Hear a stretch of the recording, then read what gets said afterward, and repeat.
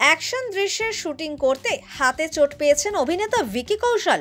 নতুন cinema ছবার shooting চলছিল, সেখানেই নাকি মারামারি দৃশ্যের শুটিংয়ের সময় আহত হয়েছেন ভিকি। ইতিমধ্যেই সমাজ মাধ্যমের পাতায় ভিকির ভিডিও প্রকাশ্যে এসেছে। সেখানে দেখা যাচ্ছে বাঁ হাতে প্লাস্টার বাঁধা অবস্থায় গাড়ি থেকে নামছেন ভিকি।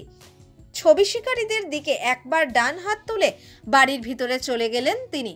সেই ভিডিও দেখে চিন্তিত হয়ে পড়েছেন ভিকির অনুরাগীরা। তবে সূত্রের খবর, চোট বিশেষ গুরুতর নয়। আপাতত কয়েকদিনের জন্য শুটিং থেকে বিরতি নিয়েছেন তিনি।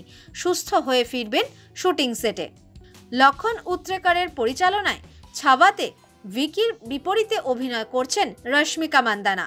পর্দায় ছত্রপতি সম্ভাজির চরিত্রে দেখা যাবে ভিকিকে, আর এসুবাই ভোসলে হয়ে উঠবেন রশ্মিকা। তবে এই সিনেমায় অরঙ্গজেব কে হবেন তা এখনও জানা যায়নি।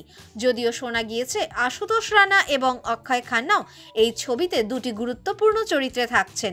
কিছুদিন আগেই রশ্মিকা তার ইনস্টাগ্রামের পাতায় জানিয়েছিলেন যে এই ছবির শুটিং তিনি ইতিমধ্যেই শেষ করে ফেলেছেন।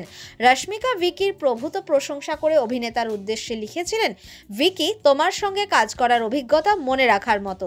তুমি একজন খাঁটি অভিনেতা। আমি তোমার জন্য প্রার্থনা করব। তবে ভিকির দুর্ঘটনার খবর জানার পর অনুরাগীদের অভিনেতার দ্রুত সুস্থতা কামনা করে লিখেছেন, আপনি আমার প্রিয় অভিনেতা, সুস্থ হয়ে উঠুন। আবার অন্য একজন লিখেছেন, আপনি হাতে চোট পেলেন কিভাবে? সুস্থ হয়ে যান দ্রুত।